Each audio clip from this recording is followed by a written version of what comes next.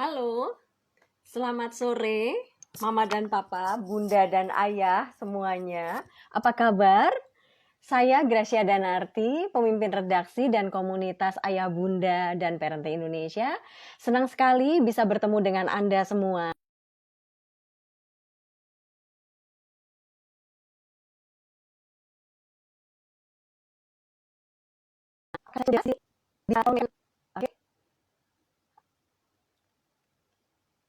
Apakah barusan terputus? Boleh ada yang kasih ini ke saya? Apakah barusan putus? Ya, mungkin barusan terputus ya. Oke, saya ulang lagi ya. Halo Mama dan Papa, Bunda dan Ayah semuanya, apa kabar? Saya Gracia Danarti, pemimpin redaksi dan komunitas Ayah Bunda dan Parenting Indonesia. Senang sekali bisa bertemu dengan Anda. Sore hari ini kita akan ngobrol-ngobrol tentang anak dan kesehatannya di masa pandemi COVID-19. Tamu saya istimewa sekali, yaitu Dr. Aman B. Pulungan SPAK. Beliau adalah spesialis anak tentu saja dan Ketua Ikatan Dokter Anak Indonesia. Dokter Aman sepertinya sudah mulai bergabung dengan sudah ada di sini. Oke ya. Ya. Oke. Hai. Halo. Apa kabar? Apa kabar, Dok? Alhamdulillah baik. Alhamdulillah Dan ya. ya mencoba tetap sehat nih kita harus dalam Iya, keadaan harus ya. pandemik ini, ya, ya, Sibuk terus ya, Dok ya. ya malah kelihatannya lebih hektik ya sejak masa pandemik ini walaupun kerja dari rumah tapi saya tetap masih praktek dan juga ada telemedicine.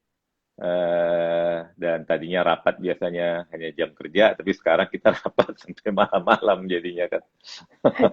Jadi waktunya malah lebih panjang Iya, waktu kerjanya ya. lebih lebih panjang waktu kerjanya jadinya. Iya. Ini Iya, sebelumnya saya terima kasih, Dok. Saya sudah kami Ayah Bunda sudah mendapatkan waktu dari Dokter Aman ini. Kami tahu sibuk sekali, Dokter. iya, iya. Suara saya oke ya? Oke, iya. Oke, ya Sebagai oke. Ketua Ikatan Dokter Anak Indonesia, kami tahu sekali pasti sibuknya minta ampun. Apalagi di masa-masa sekarang ya, Dok ya. Iya, Ini karena kami kok memang banyak sekali ya. kami berkomunikasi lebih intens dengan seluruh cabang dokter anak dan kami usahakan itu dari seluruh anggota every single case yang anak itu kita dapat, tapi walaupun susah sekali. Jadi Oh, dari oke. 34 provinsi ini kita punya PIC, jadi seluruh yang merawat, jadi baik anak ataupun dokter anak bahkan yang ODP atau PDP atau yang dirawat itu semua datanya itu kita, karena kita nggak bisa tergantung dengan data ini. Kalau kita lihat di Iya. online, hampir tidak ada data yang bisa kita lihat kan, kecuali mungkin DKI masih bisa datanya terbantu. Tapi kalau yang lain-lain itu sulit sekali kita. Jadi akhirnya kita mengumpulkan data itu dari seluruh dokter anak yang merawat. Hmm. Oke, iya. Ya, Jadi setiap hari itu dikumpulkan data-datanya ya, Dok ya? ya, ya. Dan setiap minggu kita evaluasi. Tadinya 2 kali seminggu, tetapi Mhm. setelah terakhir 10 hari terakhir Ramadan ini kita buat hanya 1 kali seminggu memang jadinya. Tapi nanti kita lihat Oh, setelah oke. Lebaran Lebaran? nanti kalau terjadi lonjakan, kalau kita bisnis as usual kayak begini, Iya. kemungkinan terjadi lonjakan, mungkin kita agak lebih ini lagi. Dan yang kita lihat datanya kan selain itu juga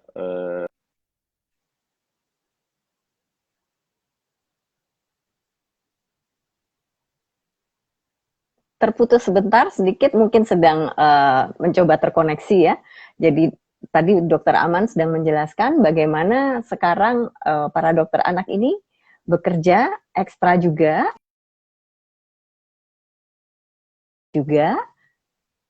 Oke. Terputus nanti dokter Aman akan bergabung lagi. Jangan khawatir, pasti akan bergabung lagi bersama kita. Oke, sebentar lagi ya.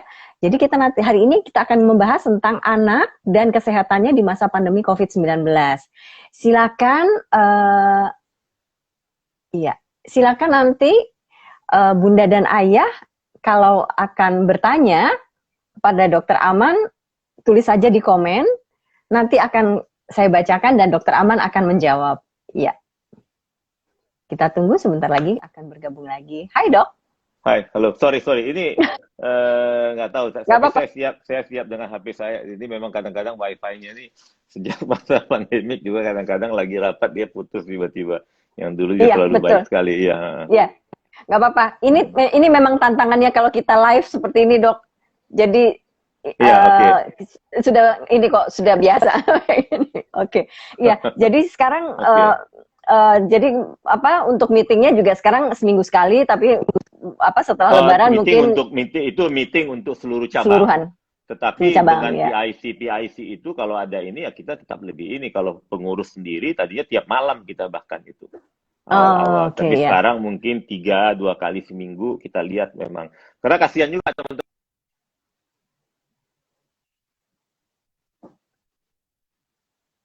Ini suaranya kedengaran ya, bagus ya? Iya. Ya? Barusan terputus sempat. Oke, ya, Iya. oke. Ya. Ya, jadi mengumpulkan data-data itu. Nah, ini berkaitan sama anak-anak di Indonesia nih, Dok. Ya. Jumlah kasus anak yang terinfeksi COVID-19 ini sebenarnya gimana sih? Kayaknya kalau yang kami dengar nih sebenarnya dibandingkan orang dewasa memang tidak begitu banyak ya. Iya, Apalagi lansia ataupun yang memiliki penyakit kronis itu kan yang memang yang paling rentan ya. Iya. Dari ini kita bisa lihat apa nih, Dok, dari data ini? Apakah ini bisa dikatakan bahwa anak termasuk kelompok yang tidak terlalu rentan terhadap COVID atau bagaimana nih, Dok? Sebetulnya kita underestimate kalau untuk anak di Indonesia. Oke. Ya, ini maksudnya bagaimana?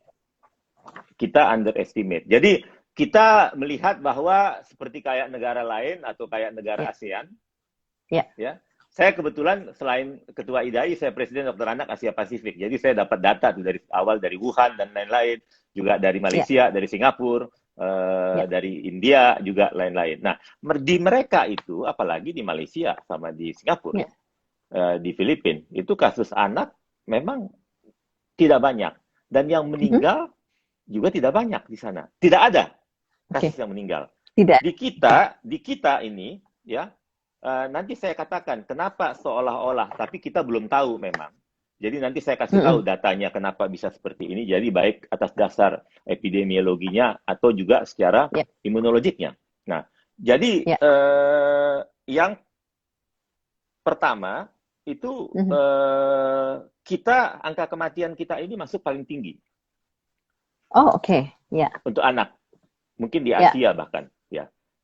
Saya nggak tahu data Amerika itu jelek ya, tapi kalau karena jumlahnya juga puluh, tapi kalau kita itu persentase anak itu. Jadi kalau kita sekarang, PDP kita itu sekarang udah 3.300-an, hampir 3.400 PDP anak. PDP anak ya? Cukup. PDP anak. Dan PDP yang meninggal itu 129-an. Oh ya. Dan kasus konfirmasi kita 584. Ini yang memang merawat. Bisa jadi ini lebih karena memang datanya belum ada. Banyak sekali yang datanya ini belum ada. Jadi kalau di daerah-daerah kayak beberapa daerah, misalnya ada yang kayak di Kalimantan hasil bisa 12 hari atau hasilnya belum diumumkan. NTT baru ada sekarang pemeriksaan. Papua juga tadinya masih dikirim, beberapa Sulawesi juga misalnya memang Gorontalo masih dikirim. Jadi kita masih, sedangkan di Jakarta sendiri atau di Jawa sendiri hasilnya. Dan kasus konfirmasi meninggal kita ini 14 orang. Ini masuk tinggi loh kalau anak meninggal 14 orang. Dan saya merasa sebagai dokter anak, tanggung jawab kami seharusnya anak ini 1 orang pun tidak boleh ada yang meninggal. Ini tanggung jawab kita. Jadi baik mau dia PDP anak, kalau PDP anak itu ada 100 lebih ya, hampir 130 yang meninggal dan yang konfirmasi aja 14. Jadi hampir kita bilang hampir setiap minggu itu ada tambahan kasus baru anak yang meninggal.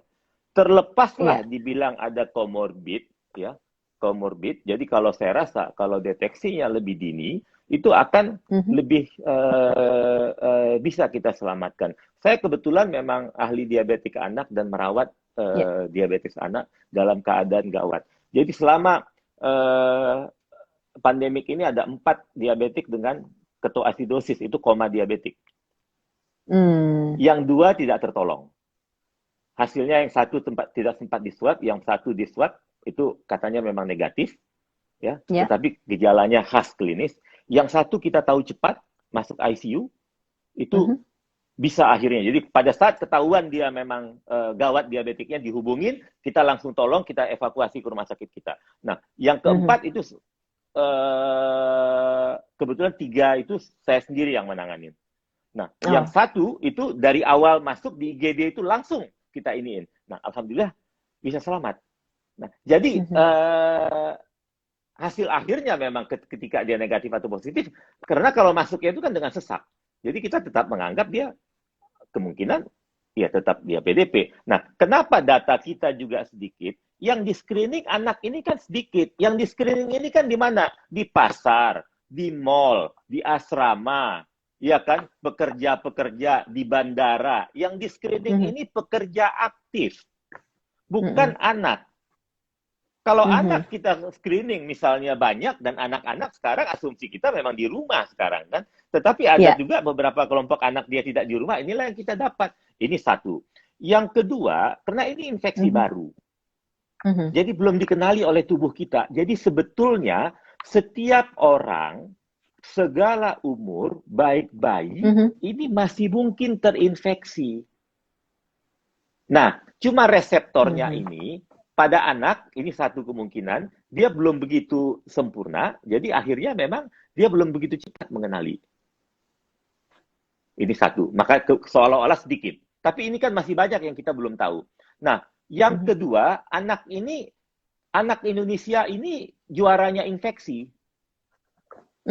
Jadi kita, pneumonia ini pembunuh anak nomor 2 di Indonesia. Diare ini nomor 3. Jadi nomor 1, 2. Jadi diare dengan TBC, diare dengan pneumonia ini 11-12 lah. Setiap tahun dia ganti-gantian ranking nomor 1 pembunuh anak di Indonesia. Jadi kita juga imunisasi anak juga cukup tinggi. Jadi dari satu segi, kita sudah sering juga infeksi pada saat SARS, pada saat influenza. Jadi daya tahan tubuhnya itu mungkin lebih terbentuk. Jadi kalau mau cerita memang herd immunity, sebetulnya herd immunity itu lebih banyak terbentuk dari pada saat imunisasi anak kan. Ini kan banyak herd immunity ini memang lagi tren lah belakangan ini. Nah, jadi salah satu itu datanya. Dan kita juga terus terang, kalau kita melihat datanya itu, tidak ada data berdasarkan kelompok umur. Jadi yang ada mungkin bahkan di DKI atau data itu mungkin sampai 5 tahun, setelah itu 5 sampai 19. Jadi ada jarak antara yang sampai 19 tahun ini, 18-19 tahun ini yang memang tidak dapat kita datanya. Tapi jadi kita dapat dari yang merawat datanya ini. Nah, tetapi kalau dikatakan bahwa anak tidak bisa terinfeksi, anak tidak bisa fatal, ini tidak betul.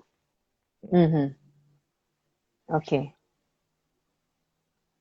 Ya. Kalau pada kasus anak-anak yang terinfeksi ini, Dok, kondisi seperti apa sih yang membuat mereka itu rentan sekali untuk terinfeksi? Ketularan dari orang tua dong pasti. Semua orang kan senang itu. Kita aja bisa, Mbak Gracia juga bisa. Gracia juga gampang terinfeksi. Tapi apakah manifestasinya berat? Tergantung memang kondisi tubuh pada saat itu. Jadi indeks rate-nya itu, ya, kalau nggak salah itu di Cina aja antara 5-10%. Kita mungkin sekitar 10%, tapi ketika anak itu di rumah. Jadi kemungkinan menularkan anak Indonesia itu sekitar 10% ketika dia di rumah. Jadi orang dewasa lah yang bawa dia menularkan. Nanti kita kan sampai kalau misalnya saya ditanya, bagaimana kalau dia disuruh sekolah? Jadi dia juga ikut menularkan juga nantinya. Sama seperti dewasa. Iya. Iya. Jadi nah, ini kan sekarang memang di rumah, itu mereka kemungkinan indeks rate-nya itu sekitar 5-10%. Saya pikir 10% indeks rate-nya pada saat ini. Indeks apanya, Dok? Indeks rate-nya. Jadi indeks kemungkinan dia menularkan itu sekitar 10%. Oh, oke. Ya. Sekitar 10% kemungkinan dia menularkan. Ya, anak untuk saat itu. Jadi anak pada saat ini 10%. Oke. Ketika dia di rumah tapi. Jadi orang tua lebih banyak. Ya, sekitar 90% itu dari orang tua yang menularkan. Jadi memang awal-awal itu memang orang tua semua yang menularkan. Tetapi anak juga bisa menjadi OTG. Dia menularkan.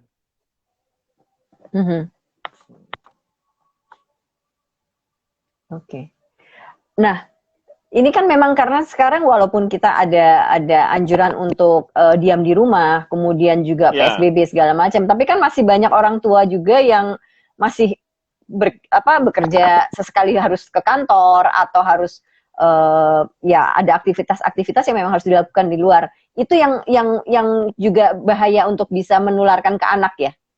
ya orang tua harus melakukan protokol pandemi COVID ini betul-betul dengan sangat hati-hati. Mhm. Ya, jadi kalau dia keluar rumah, dia harus pakai masker, dia harus cuci tangan, Mhm. juga sering-sering, dan sampai rumah dia jangan memegang ataupun menyentuh anak-anaknya dulu. Mhm. Sampai memang dia mandi dulu. Ya, karena memang Mhm. kita tidak tahu memang. Dan orang tua itu tolong dong dia mengingat juga dia kemana. Tapi kalau dia pergi ke bandara yang ramai seperti itu, atau pergi ke Starbucks seperti itu, atau ke mall yang Mhm. ramai seperti itu, kita nggak bisa Mhm. jamin lagi dia. Atau bahkan dia bawa anak-anaknya. Saya masih sering lihat bawa anak-anak di jalan tidak pakai masker. Orang tuanya juga tidak pakai masker. Mhm. Ya, Hampir dok. sering sekali, ya Mhm. kenapa? Agak putus-putus dok. Hampir sering sekali, halo, Mhm. Nes, Ya, ya sekarang dengar. jelas ya? Oke, sering sekali saya ketemu pasien juga yang Mhm. ketika di screening dari luar itu Mhm. tidak apa-apa. Pas Mhm. ketemu kita lihat itu anak panas aja dia, bisa kan? Atau itu anak Mhm. ternyata dia batuk, bisa yang tadinya katanya tidak batuk ya kan? Jadi memang Mhm. gejala ini sangat sulit kalau pada anak ini. Hmm. Nah, gejala yang ditunjukkan pada anak itu apakah sama persis dengan yang terjadi pada orang dewasa atau ada ciri khas tertentu? Nah, ada yang sama, jadi seperti Hmm. batuk, misalnya dia panas, jadi kita katakan kalau misalnya ini, kalau panas, batuk, dan sesak, kalau ini bahaya. Ya, Iya. panas tentu, Mhm. tetapi datanya, ya, ada beberapa lain gejala tambahan 4 gejala, seperti gejala saluran cerna, sampai mual, muntah, dan diare. Mhm. Nah, Hmm. jadi tadi saya katakan, kalau batuk dengan sesak dan panas, ini gejala pneumonia, dan Mhm. diare, mual muntah, ini gejala diare, kita ranking 1, ranking 2 kita di Indonesia, penyakit anak itu adalah pneumonia, yang pembunuh nomor satunya pneumonia dengan diare. Itu 11 dua Hmm. belas. Jadi bisa dibayangkan bagaimana kita dokter anak, dengan atau tanpa COVID, inilah yang kita hadapi sehari-hari. Hmm. Ya. Sementara pemeriksaan kita, testing dan tracing ini tidak cukup. Mhm. Oke. Jumlah yang dites itu kita sedikit sekali. Saya nggak ikut update lagi karena saya tidak awalnya saya ikutin, saya hitung-hitung sampai mungkin seminggu 2 minggu yang lalu. Jumlah yang kita periksa itu Mhm. 1/5 dari Pakistan. Jumlah yang kita periksa itu 1/28 dari yang di Malaysia Waduh. per penduduk Mhm. ya. Mhm. Jadi kita sedikit sekali yang diperiksa. Jadi otomatis kan, kecuali memang gampang sekali kita periksa, jadi semuanya datang dengan gejala ini, harusnya memang langsung kita Mhm. screening. Atau dia dari klaster Ya. tertentu. Tapi kan tidak bisa dilakukan semua seperti itu. Ya. Mhm. Mhm. Mhm. Mhm. Oke. Nah, kalau di masa yang sekarang ini, em, jadi gini deh, apa sih yang wajib kita kita patuhi nih sebagai orang tua nih, dok? Yang wajib kita patuhi sebagai orang tua untuk menjaga dan melindungi anak kita nih. Suaranya ini lagi ya. Hilang Oke. lagi. Iya, dokter berhenti lagi. Di sana hujan mungkin dok atau gimana? Ya. Ini adalah tantangannya kalau kita live. eh, ada jaringan yang ya Oke, oke. sudah Saya pakai HP saya ya. Iya, dokter. Oke. Saya pakai HP Ya. saya nih ya. Ini adalah tantangannya kalau kita live. Ya, eh, saya pakai bentar ada ya. Saya pakai HP saya bentar ya. Iya. Eh, Ini sudah banyak juga yang mulai merespons nih, dok, mulai bertanya-tanya juga. Oke.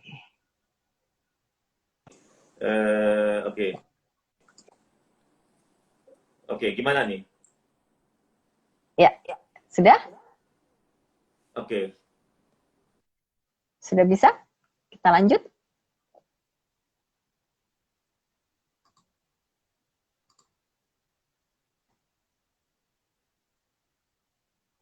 Kita masih menunggu untuk terhubung lagi dengan Dokter Aman. Silakan kalau Bunda dan Ayah mau bertanya, tulis saja di komen, boleh juga ada di kolom di question box itu juga ada. Saya bacakan dan Dokter Aman akan menjawab, ya. Baik, sebentar lagi Dokter Aman akan gabung lagi sama kita. Ya, kita tunggu ya. Kita tunggu. Semoga kali ini lancar. Oke, ini Ya. udah oke ya? Ya, oke. Lebih jelas nih, Dok. Ya, ini saya pakai HP soalnya. Ya, tadi saya pakai iPad dan ya tadi pakai WiFi, ini pakai pakai HP. jadi pakai HP jadinya. Oke, ya. Oke, iya. Ya. Oh ya, tadi kan dokter kan bilang bahwa ada gejala-gejala yang agak berbeda yang dengan saluran cerna itu ya. Itu Iya, memang iya, khas jadi anak ya. Iya, persis. Jadi makanya bahwa selain droplet, feses juga bisa menularkan dari anak. Oh. Jadi kalau anak itu masih belum bisa ke kamar mandi bagus, daycare dan lain-lain itu bisa dibayangkan itu kalau anak disuruh sekolah semua bagaimana saling menularkan nanti. Oke. Jadi kalau pada anak karena ada gejala pada saluran cerna itu, ya bisa, maka penularan bisa saja tidak hanya droplets karena itu kan memang penularan yang paling ya. Oke. Jadi penting sekali memang ini yang namanya orang tua untuk menjaga kesehatan dan kebersihan itu penting banget ya, Dok ya. Oh iya, sangat itu mutlak. Ya, mutlak. Itu mutlak sekali. Jadi ini untuk melindungi, untuk melindungi anak nih. Ya, melindungi anak dan menjaga anak nih. Kami sebagai orang tua nih, Dok. Supaya tidak terinfeksi. Ya mungkin kita bisa saja kita carrier ya, kita apa tadi istilahnya dokter, orang tanpa gejala tadi misalkan ya. Jadi kita keluarkan. Nah, ini apa supaya kita bisa memastikan kita menjaga anak kita, melindungi anak kita? Saran dokter. Ya, protokol itu harus semua kita lakukan. Ya. Oke. Cuci tangan itu harus, dan untuk saat ya di rumah saja tetap. Itu yang pertama, di rumah saja. Dan kalau toh misalnya orang tua harus keluar karena memang tanggung jawabnya sebagai orang tua, itu tetap dia harus mengikuti protokol itu. Ya. Nah, kalau anak nggak ada ininya, jalannya harus keluar. Kecuali dia harus berobat, harus pergi imunisasi. Oke. Tapi kalau ini dia di rumah saja. Nah, kalau seperti itu, tentulah kalau anak kan, kalau dia di rumah, dia biasa cuci tangan dan lain-lain tetap di rumah. Nah, orang tuanya yang harus kita berikan protokol yang ketat.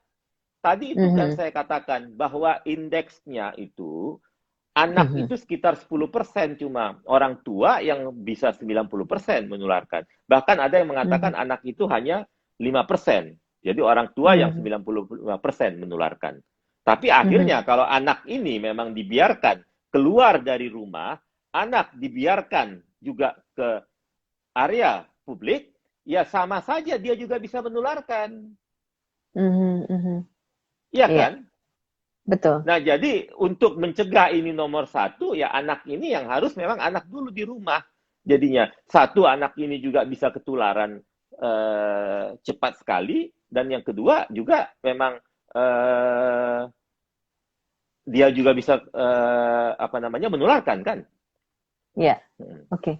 Iya. Oke. Nah, Dok, kalau ini anak sekarang kan harus di rumah, sebaiknya di rumah terus gitu ya anak ya. Nah, ini nanti pemantauan tumbuh kembangnya ini gimana, Dok? Apalagi untuk bayi balita itu, kemudian juga imunisasi segala macam. Masalah psikologis ini kita sudah dapat laporan juga memang dari anak-anak. Jadi memang ini memang semua stakeholder harus terlibat juga. Jadi civil society ya, civil Mhm. society istilahnya. Jadi ini masyarakat sipil ini juga harus membantu. Sekarang Mhm. ini kita udah dapat laporan dari beberapa daerah kekerasan rumah tangga, anak di rumah, orang tua di rumah, anak dipukul juga sudah ada, ya Iya, kan? betul. Nah, Iya. tetapi itu kan untuk perkembangannya. Tetapi Mhm. untuk pemantauan pertumbuhan tadi yang pertanyaan tadi, ya, Mhm. jadi usahakanlah ya, usahakan sebisa mungkin bisa ditimbang dan diukur panjang badan atau berat badannya di rumah. Mhm. Ya, karena posyandu juga tutup semua sekarang kan, banyak. Iya. Karena mereka Iya. belum bisa membedakan anak sakit dan anak sehat dan tidak cukup Mhm. APD-nya. Jadi kalau saya sarankan, usahakan bisa. Orang pakai dacin aja dulu zaman saya di puskesmas pakai dacin kok ditimbang. Bisalah Iya. diusahakan bagaimana bisa ditimbang. Nah setelah itu Mhm. diplot di aplikasi. Kita IDAI sudah membuat aplikasi Primaku. Nah Mhm. aplikasi Primaku ini bisa dipantau pertumbuhan, perkembangan, dan imunisasinya. Iya. Imunisasi tidak boleh putus. Imunisasi tetap harus dilakukan. Oke. Ya, Imunisasi harus terus ya. Nah, ini kan imunisasi tetap berarti harus. ya, berarti anak dibawa ke rumah sakit atau ke klinik atau ke dokter ya? Boleh ya? Ya, jadi pastikan tempat imunisasinya itu atau klinik itu dia tidak menerima anak sakit. Mhm. Pastikan. Jadi tentulah bisa di-search sekarang di mana klinik ataupun rumah sakit yang hanya melakukan imunisasi. Atau kalau posyandu Mhm. sudah mulai jalan. Tetapi saya mendapat kabar bahwa baik posyandu maupun puskesmas itu banyak sekali itu yang belum jalan karena mereka Mhm. kesulitan untuk membedakan mana anak sakit, mana anak sehat itu. Nah, akhirnya Mmm. mereka cenderung tidak melakukan. Nah, jadi itu tetap harus dilakukan. Kita memberikan Mhm. tadinya pedoman paling Mhm. lama itu ditunda 1 bulan. Jadi bisa dibayangkan kalau kita menunda imunisasi ini mau berapa lama. Ya. Mhm. Saya bukan Oke. seorang yang pesimis, Ya. ya. Tapi saya tidak melihat ini akan selesai cepat. Oke. Jadi kalaulah kita tunda imunisasi 2-3 bulan, Mhm. jadi bisa dibayangkan kalau misalnya sampai akhir tahun, Ya. wabah berikutnya apa yang akan terjadi nanti. Jadi selain kita selesai pandemik yang belum selesai-selesai, nanti akan ada wabah campak, wabah difteri, Mhm. wabah polio bisa timbul lagi, terus wabah lagi pertusis, semuanya jadinya akan terjadi lagi. Nah, ini Mhm. kan akan double burden yang terjadi pada anak kita jadinya. Kalaulah misalnya Betul. imunisasi ini sempat tidak jalan jadinya. Jadi Iya. orang tua tolong sekali imunisasi ini tetap harus betul-betul di apa namanya dikontrol untuk Mhm. anak-anaknya. Oke. Jadi pertumbuhan anak itu harus dipantau benar-benar, Iya, kemudian juga iya, imunisasi tidak boleh iya. tidak Jadi boleh, pertumbuhan ada 3 hal mhm. yang paling penting: Oke. pertumbuhan, Ya. perkembangan, dan imunisasi. Dan ingat juga bahwa kelahiran kita hampir 5 juta per tahun. Oke. Jadi bisa dibayangkan kalau ini kita udah mulai dari Maret, April, Mei, ya. Mhm. Jadi 1/4 sudah 1 juta lahir dalam keadaan pandemik ini. Berapa anak yang sudah positif? Kita bayi sudah ada yang positif, ibu yang sudah ada yang positif. Jadi Mhm. ya ini hal tidak simpel. Nah kalau kita 6 bulan, jadi berarti 2 jutaan anak yang akan lahir. Mhm. Kalau ini sampai akhir tahun dia 9 bulan, jadi bisa dibayangkan 3 juta. Lost generation. Jadi tolong semua ibu-ibu, bapak-bapak harus ikut membantu kita semua. Ini Mhm. tanggung jawab kita semua. Jadi saya senang sekali waktu ayah bunda menghubungi saya untuk topik ini ya. Banyak ini kadang-kadang belum bisa memang saya bahas memang. Tetapi ini Mhm. tanggung jawab kita. Target Mhm. kita, PR kita SDG 2030. Saya ragu SDG ini. Ya saya ada dihubungi juga mantan menteri menanyakan bagaimana kita ini katanya stunting kita SDG kita. Sedih, saya mau nangis. Nggak akan mungkin kita kecapai kalau kayak begini. Dan Mhm. terus terang, mungkin terlalu sibuk gugus tugas, mungkin terlalu sibuk semuanya.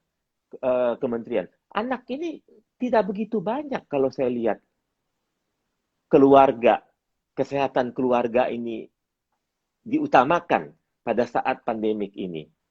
Padahal dasarnya itu adalah semuanya kesehatan keluarga harusnya. Betul. Iya. Ya. Iya. Karena memang Jadi ini Gracia ya. udah 3 bulan kita ya. Iya, betul. Jadi berarti sudah 1 jutaan yang lahir.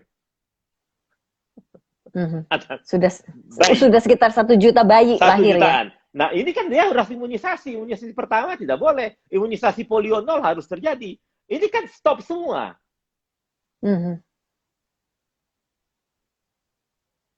Oke. Dan ini masih belum bisa dikatakan dalam waktu dekat ini akan selesai begitu ya, Dok ya? Saya ragu. Dari awal saya mengatakan ada 4 hal yang sampai saat ini tidak dilakukan dengan komitmen dan all out.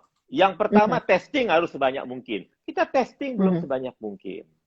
Jumlah testing kita masih sedikit. Saya tidak mengatakan rapid test ya, PCR. Ya. Nah, yang kedua tracing. Tracing kita ini atau pelacakan kita ini tidak semaksimal mungkin masih.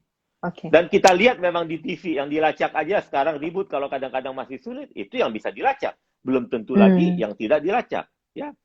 Dan yang ketiga, karantina dan isolasi. Ini juga tidak maksimal. Ini yang tidak kita lakukan karantina. Sekarang mungkin beberapa daerah mau mengkarantina wilayahnya sendiri. Karena takut.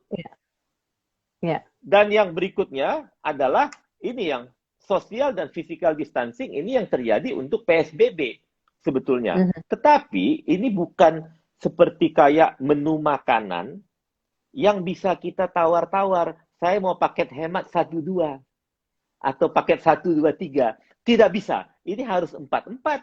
Dari awal saya katakan, pertama sekali kalau saya ditanya media, 4 ini tidak bisa ditawar-tawar. Ini harus dilakukan all out semuanya. Kalau memang kita, nah sekarang akhirnya karena kita mengirit-irit dari awal, istilahnya ini never ending story jadinya.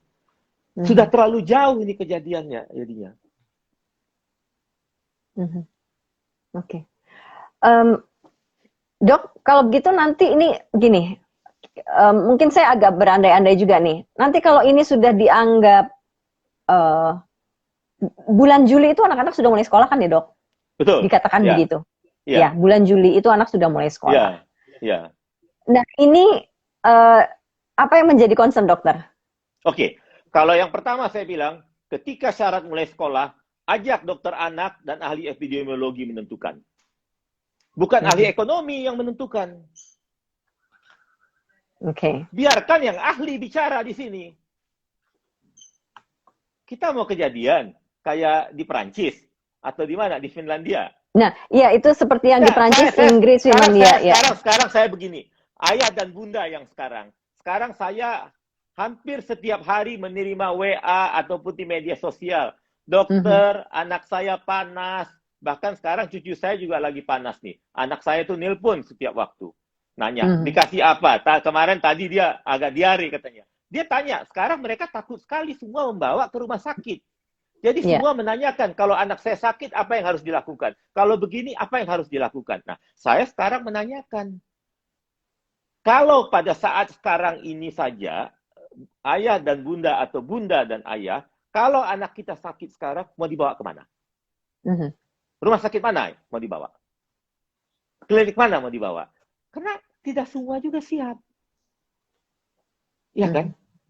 Karena ada yang memang khusus memang dipisah, ada beberapa klinik atau rumah sakit tidak menerima lagi anak sakit, harus jadi kayak emergensi jadinya kan. Nah, emergensi prosesnya itu harus diperiksa juga semua.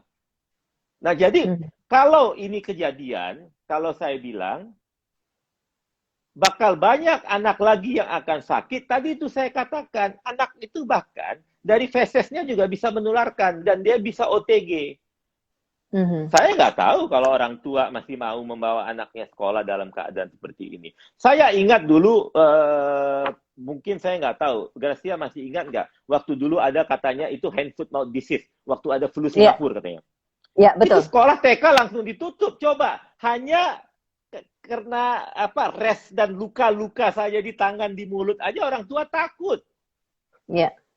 Sekarang Dengan Ya. kita PDP ada yang meninggal, anak yang positif ada yang meninggal begini, tanya dong kita.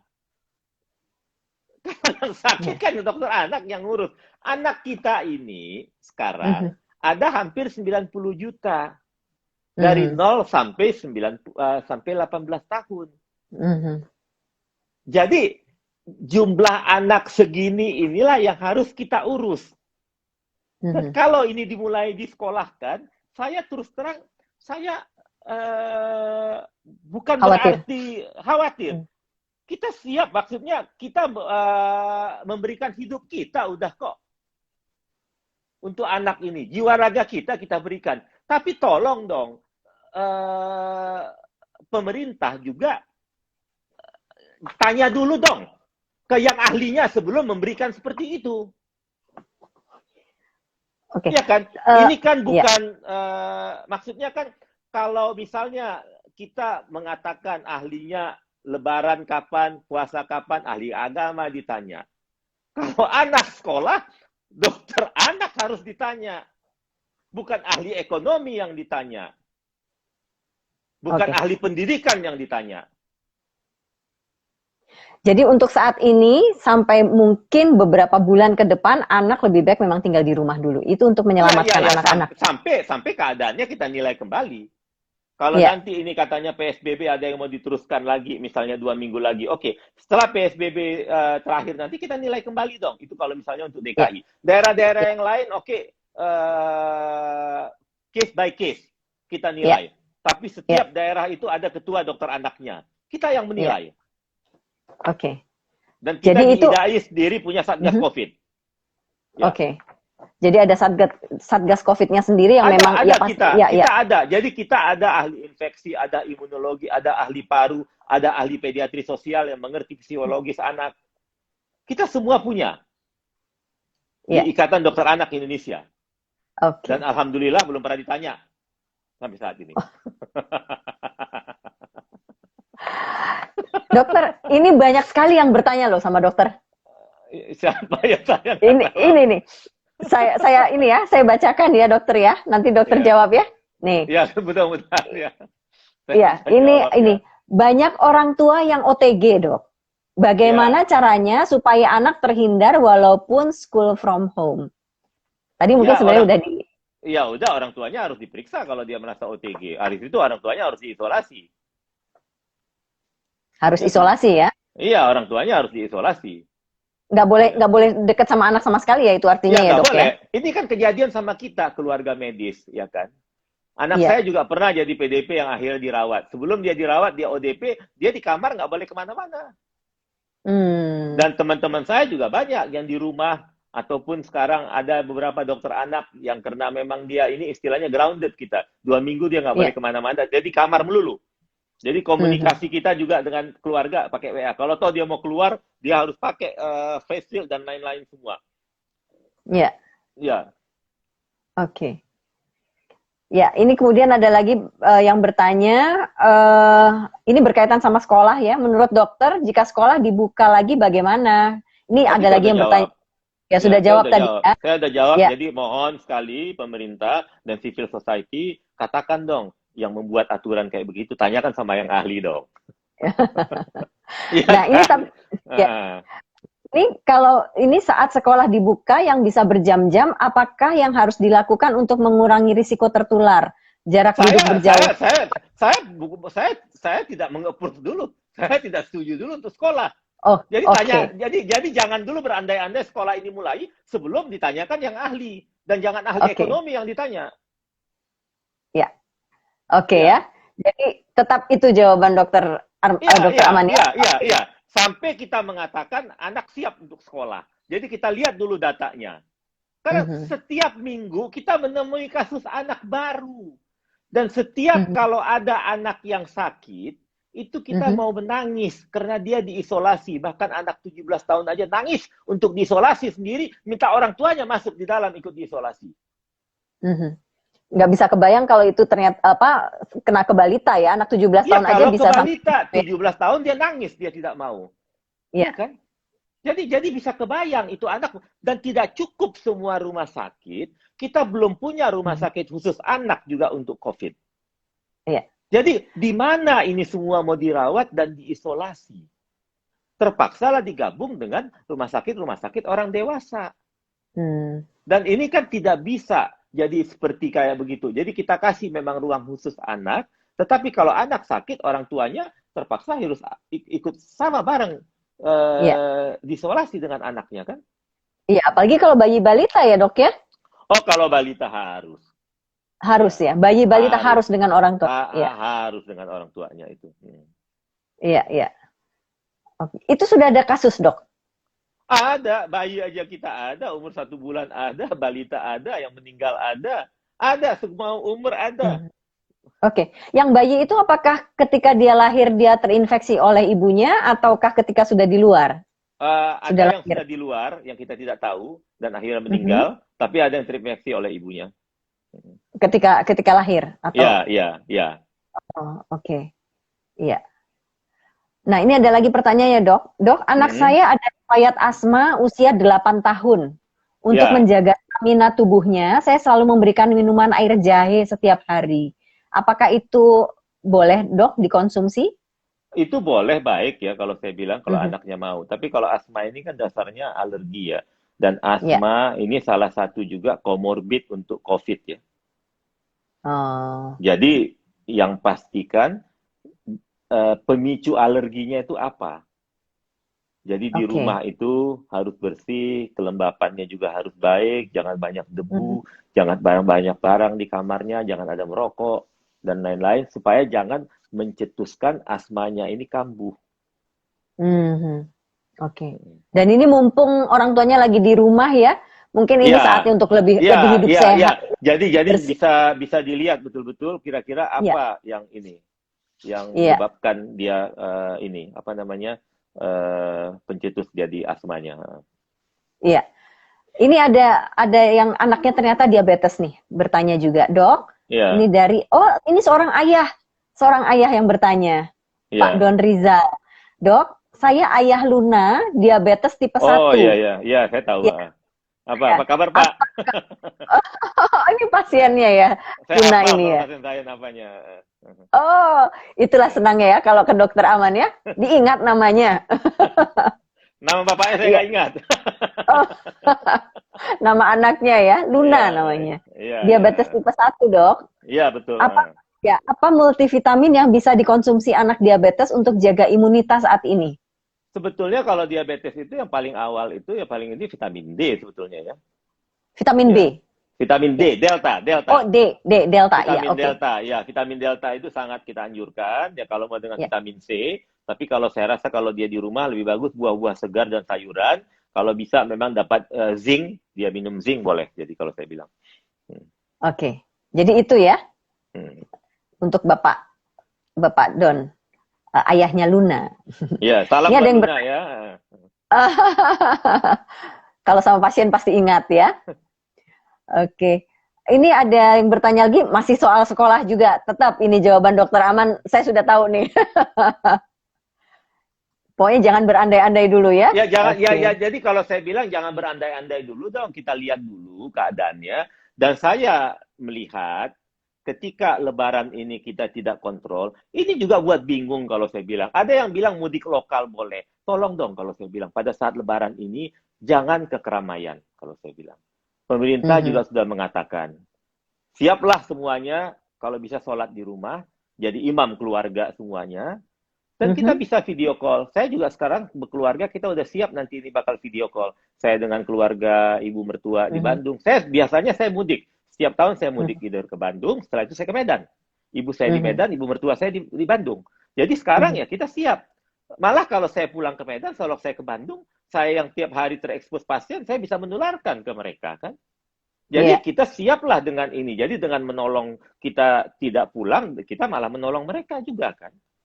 Jadi dan satu hal lagi, kita tidak tahu nih budaya kita cium tangan, cupika-cupiki, peluk sana, peluk sini. Ini saya nggak tahu apakah nanti pada saat Lebaran ini kalau ketemu bisa dicegah ya kalau saya rasa. tidak dilakukan ini seperti itu. Jadi betul-betul setelah Lebaran ini kita nilai kembali lah kalau saya bilang.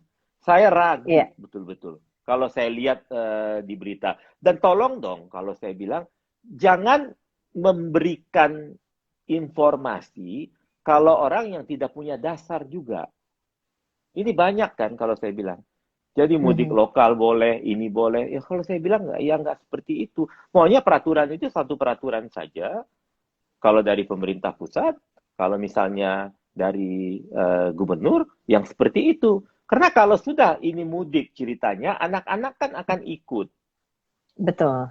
Apa anak-anak betah pakai masker lama-lama? Ya, Mhm. saya sampai sekarang kalau sudah pakai masker, kalau misalnya saya masker biasa masih oke. Itu masker biasa aja. Saya kadang-kadang saya cari waktu ketika pasien keluar, misalnya ini saya cobain, tapi saya juga takut kadang-kadang membukanya. Kalau N95 itu megap kita memakainya. Jadi anak-anak Iya. tidak betah mereka itu pakai masker seperti kayak begitu kalau saya bilang. Jadi Iya. nanti betul-betul hindari keramaian pada saat Lebaran ini. Ya. Iya. Iya. Benar-benar ini kendalinya ada di kita ya, Dok ya, di Oh iya ya, jadi saya rasa peran kita. saatnya civil society harus berperan kalau saya bilang. Iya. Sekarang Betul. alim ulama, majelis ulama sudah berperan, ya. Jadi kalau saya Iya. rasa civil society di sini harus berperan kalau saya bilang. Karena tidak bisa kalau misalnya karena peraturan itu lebih banyak dilanggarnya kalau saya bilang sekarang ini. Iya, betul. Sekarang iya banyak sekali. Ini orang sudah mulai ramai di mall, sudah mulai ramai di pasar juga. Dan Iya. saya lihat juga sudah banyak yang bawa Ya, anak. jadi memang kadang-kadang lucu tapi saya sedih. Masa Iya. pakai APD di bandara, dalam pesawat pakai APD? Iya. Itu kan APD kami yang pakai harusnya. Iya. Jadi dilanggar tetapi dengan syarat yang salah jadinya kan. Nah ini jadi Iya. nanti orang berlebaran pakai APD berkeliaran saya takutnya nanti semua. Iya. Jadi aneh sekali ya. Aneh sekali jadinya kalau saya bilang. Iya. Oke. Dokter, ini ada lagi yang bertanya, apakah vaksin 2 tahun harus disegerakan atau bisa ditunda ya? Ini Ibu Sasamansa bertanya. Iya, kalau 2 tahun itu kalau tidak salah itu ini ya, hepatitis A ya. Ya. Mungkin kalau sebulan 2 bulan masih oke ya. Tapi kalau Ya. dengan catatan dia sudah lengkap ya, MMR Mhm. dan PCV-nya sudah lengkap dan lain-lain sudah lengkap, mungkin sebulan 2 bulan tidak apa-apa ya. Tapi Oke. kalau yang di bawah 2 tahun itu jangan ditunda kalau bisa. Oke, yang di bawah 2 tahun tidak boleh ditunda. Oke. Iya. Ini dari Ibu Susan ya. Bertanya, ini anaknya toddler. Dok, bagaimana dengan toddler yang terpapar COVID-19? Apakah menunjukkan gejala seperti yang tadi disebutkan oleh dokter? Seperti pneumonia dan diare atau bagaimana kalau untuk toddler? Bisa tanpa gejala. Mhm. Jadi kalau dia sudah keluar, dia kontak, terpaksa kan dia diperiksa. Jadi bayangkan untuk anak itu diswab kan tidak gampang. Jadi sulit lah kalau saya bilang. Iya. Kalau sudah terkait dengan anak, menswabnya juga tidak gampang kan? Iya. Karena saya tidak begitu yakin dengan hasil rapid test kalau buat anak. Jadi memang tetap harus swab. Kalau dia memang kontak, ya istilahnya ya harus memang kita periksa jadinya. Kalau dia memang kontak. Oke. Jelas ada Jadi kontak atau jelas ada kontak. Berkaitan dengan anak ini, berkaitan dengan anak ini memang sangat rumit sekali. Sangat rumit. Baik dari Tidak sesimpel yang kayak yang ngomong di TV, anak begini, anak ini, yang tidak sesimpel itu. Iya. Iya kan? Iya. Ya, jadi kita seluruh dokter anak berusaha memikirkan ya bahkan seluruh dunia. Karena ini seluruh dunia kita takut hilang generasi lost generation ini. Ya, bagaimana traumanya anak-anak kita nanti puluhan tahun ke depan juga. Dengan keadaan yang seperti mereka alami sekarang ini. Anak yang terisolasi, anak yang kehilangan orang tuanya, anak yang ketika orang tuanya sakit, dititip di tetangga, dititip di mana-mana. Iya, betul. Kondisinya rumit sekali juga buat anaknya. Penanganan akan rumit buat anak, dan kondisi anak pun sekarang sangat rentan dari banyak sisi ya, tidak hanya dari sisi kesehatannya aja, tapi psikologis. Dan kita, PR kesehatan anak kita selama ini juga tidak baik. Jadi imunisasi kita masih kurang baik, pneumonia sama diare kita masih menjadi pembunuh nomor satu. Jadi ini kan PR kita untuk 2030. Ya, Dengan keadaan ini jadi lebih berat lagi. ya, ya. Ini ada lagi pertanyaan, Dok. Dok, saya dan suami sedang campak. Suami sudah di swab, sedang menunggu hasil. Saya sudah rapid, ikut rapid test maksudnya ya, sedang menunggu hasil. Apakah sebaiknya anak saya berusia 18 bulan dipisahkan ya, Dok? Campak ya? Iya, jadi suami istri ini sedang campak, suaminya sudah di swab, kemudian istrinya juga sudah anaknya udah imunisasi campak sama MMR belum? Nggak dibilang sih ini. Kalau udah ya nggak ada masalah dong. Tapi yang jelas ibu sama bapak ini dulu tidak imunisasi campak dan di booster MMR-nya. Ini contohnya coba. Campak aja masih bisa kena orang tua kita. Ini kejadian di Amerika kan. Jadi ini yang saya katakan. Kalaulah misalnya banyak orang tua sekarang, saya nggak tahu Gracia dulu imunisasi campak nggak atau MMR dia. Kalaulah tidak, berarti nanti campak ini juga bisa outbreak-nya sampai ke dewasa di kita. Jadi bisa dibayangkan nih ketahanan kesehatan kita ini sebetulnya. Ini dari Ibu Salama Devi. Bagaimana risiko janin tertular untuk ibu hamil yang OTG? Janin tertular untuk ibu hamil dan OTG. Ya untuk saat ini memang masih prokon, tapi dari kita tetap mengatakan bahwa kalau ibunya memang sudah positif, jadi untuk sementara memang dipisah dulu untuk ini ya. Jadi susu perah dulu. Tapi ada dua pendapat. Ada yang mengatakan memang tidak apa-apa dengan face shield dan lain-lain. Tapi ini memang kalau saya mengatakan kalau bisa sih tetap dengan susu perah dulu dah kalau saya bilang. Susu perah dulu ya. Asi perah. Asi perah ya, iya. Asi perah kalau saya rasa ya. Karena ya. Jadi walaupun memang ada yang mengatakan kenapa tidak tetap dirawat bersama, tetapi diberikan dengan protokol kesehatan. Tapi ini memang ada dua pendapat jadinya. Oke, baik.